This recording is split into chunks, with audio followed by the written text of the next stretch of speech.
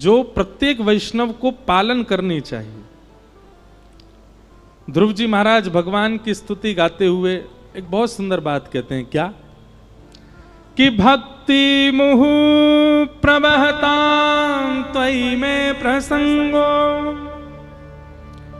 भूयादनन्तमहतां ममलाशयानां येनाञ्जसोल्वणुमुरुव्यसनं भवाब्धिं निश्ये भवद्गुणकथामृतपानमत्त।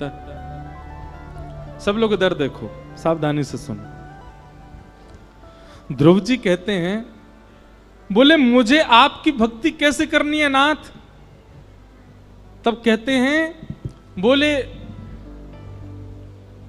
व्यसनम भवाब्धिम निश्चय भवद गुण कथामृतपान मत्त।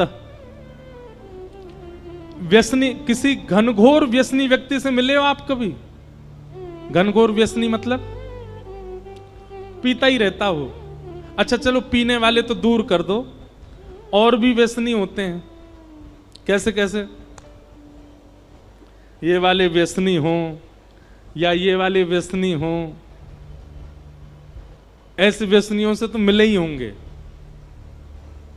व्यसनी का स्वभाव देखा आपने? उसकी स्थिति क्या होती है?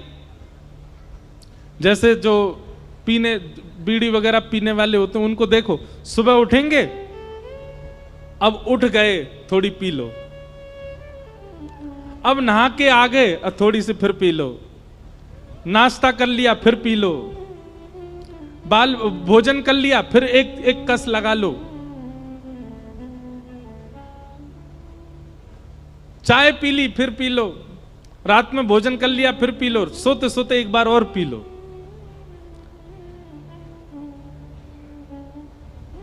वो पूरे दिन में कोई ना कोई बहाना बना करके अपने व्यसन को भोगता है। पीने वाले जो होते हैं उनको देखो, आज मैं बहुत दुखी हूं, आज तो पीऊंगा, अरे आज तो मैं फर्स्ट आया हूं अपनी क्लास में, बच्चों को पार्टी दूंगा, सबको पिवाऊंगा। ऐसे होते हैं बच्चे। आज तो मेरे बुआ के बच्चे आए हैं, आज तो मैं पीऊंगा। मेरी प्रियसी छोड़ के चली गई, गम में पीऊंगा। वो गम में भी व्यसन भोगता है और सुख में भी व्यसन भोगता है, और कुछ नहीं तो बहाना निकाल करके व्यसन भोगता है। आज सारे मित्र मिले हैं, सब पिएंगे, आज मैं अकेला हूं, अकेला मन नहीं लग, क्या करे, पिएंगे। सब काम से पीना उसकी प्रायोरिटी होता है। वही बात यहां पर श्री ध्रुव जी महाराज कहते हैं, बोले मैं आपकी भक्ति कैसी करना चाहता हूं? बोले जैसे व्यसनी व्यक्ति व्यसन भोगता है, उसको हर बात में घूम फिर के कुछ नहीं दिखता, बीच में आकर के एक ही चीज दिखती है, क्या? व्यसन। अच्छा चलो हमने गंदे गंदे व्यसनों की बात कर ली, एक अच्छा व्यसन है, क्या? चाय। सुबह उठ गए, क्या करो? चाय पी लो। नहा के आ गए, अब क्या करो? चाय पी लो। भोजन कर लिया, अब क्या? अब तो चाय पिला दो। सिर में दर्द हो रहा है, क्या करोगे? चाय पिला दो। बहुत अच्छा मौसम हो रहा है, चाय बना दो। क्या हो गया? बोले करोड़ों का नुकसान हो गया। बोले क्या? थोड़ी चाय बना दो बस, आप तो बहुत प्रेशर है सिर पे। बुखार चढ़ गया है, थोड़ी चाय पिला दो। थक गए हैं, चाय पिला दो। आज दिन बहुत अच्छा है, थोड़ी चाय पिला दो। व्यसनी व्यक्ति हर चीज में घूम घाम करके चाय पर आता है। ऐसे ही भक्त को होना चाहिए। सिर में दर्द हो रहा है, क्या करें? थोड़ी नाम जप कर लें। आज बुखार चढ़ गया, आज 3 नाम ज्यादा जपूंगा मैं। आज मेरा दिन बहुत अच्छा, लाओ माला झूली लेके आओ, नाम जप कर लूं थोड़ा सा। हमको करोड़ों का नुकसान हो गया, क्या करें? तो दोनों बैठ के नाम जप करेंगे, चल।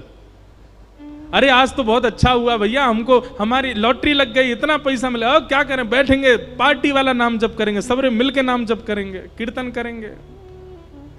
ऐसी भक्ति ध्रुव जी मांग रहे हैं ठाकुर जी से। बोले कैसी भक्ति चाहिए? तब कहते भक्ति मुहु प्रवहताम त्वयि में प्रसंगो भूयाद अनंत महताम अमलाशयानाम ये नांजसौल वणमुरु व्यसनम भवाब्धिम निश्चय भवत गुण कथामृत। अच्छा, यहां पर नाम जप का व्यसन नहीं मांगा। ध्रुव जी कह रहे हैं आपकी कथा सुनने का व्यसन लग जाए मुझको, आपकी कथा सुनने का मुझे व्यसन हो जाए। होड़ लगी है व्यसनियों में और भक्तों में, लेकिन भक्त पीछे छूट जाते हैं, व्यसनी भाग जाता आगे। ऐसा भजन, ऐसा नाम जप, ऐसी ठाकुर जी की कथा में रति लगाओ, व्यसनी पीछे छूटे, हम आगे जाएं। बुआ के बच्चे घर आए हैं, खुशी में क्या करोगे? मॉल घूमने जाओगे? नहीं, कथा चल रही है पंचमुखी हनुमान जी, सुनने चलेंगे। सब बुआ के बच्चों को लेके आ गए, कथा सुनो। आज मित्र मिले हैं सारे बहुत साल बाद, क्या करोगे? बोले कथा चल रही है, कथा में चलो। संकीर्तन हो रहा है, वहां चलो। पंचमुखी हनुमान जी की आरती करने चलो। ऐसी स्थिति बनाइए ना, व्यसन के रूप में ठाकुर जी को विराजमान कर लो। ये बात श्री ध्रुव जी महाराज ठाकुर जी से कह रहे हैं।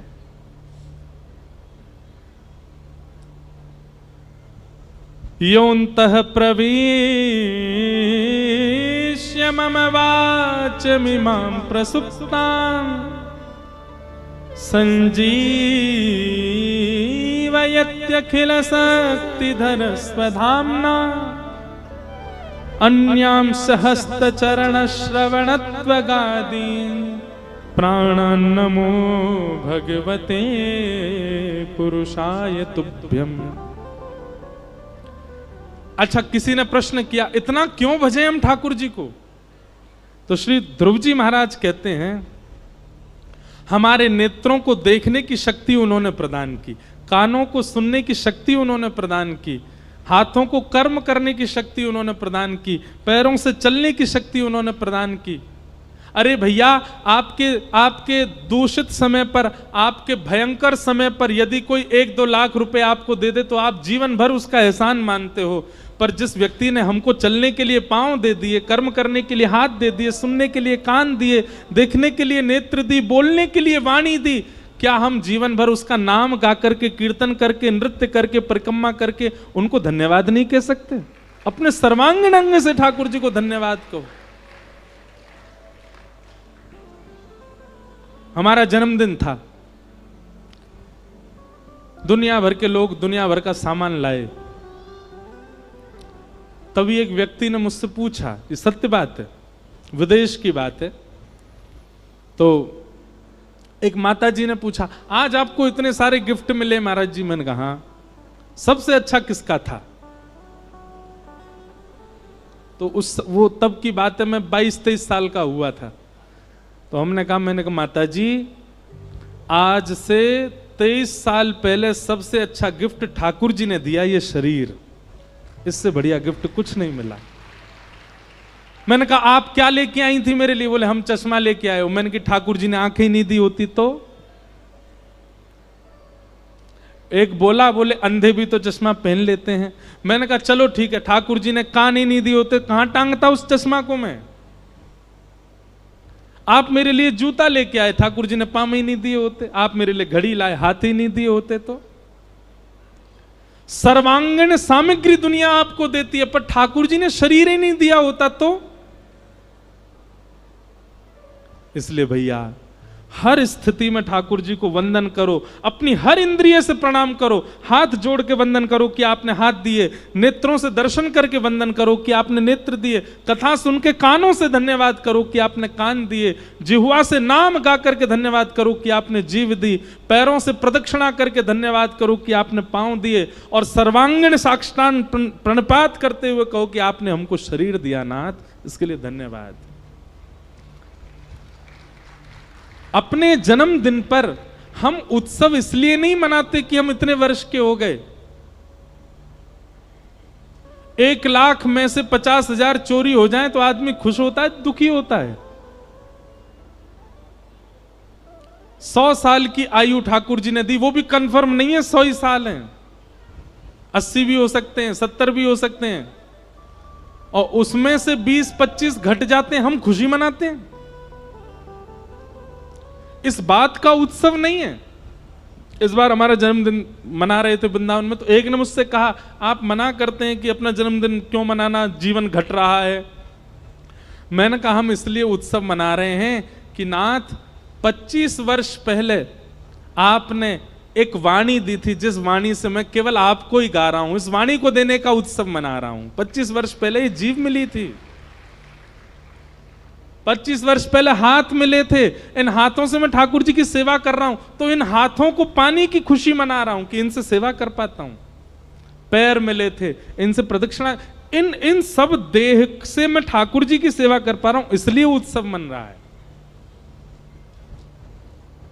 उत्सव मनाने का अधिकार ही उसी को है अपने जन्मदिन पर जो अपने देह से ठाकुर जी को निवेदित करता हो, और किसी को नहीं है। भोपाल वाले तो घूम फिर के ताली बजा देते हैं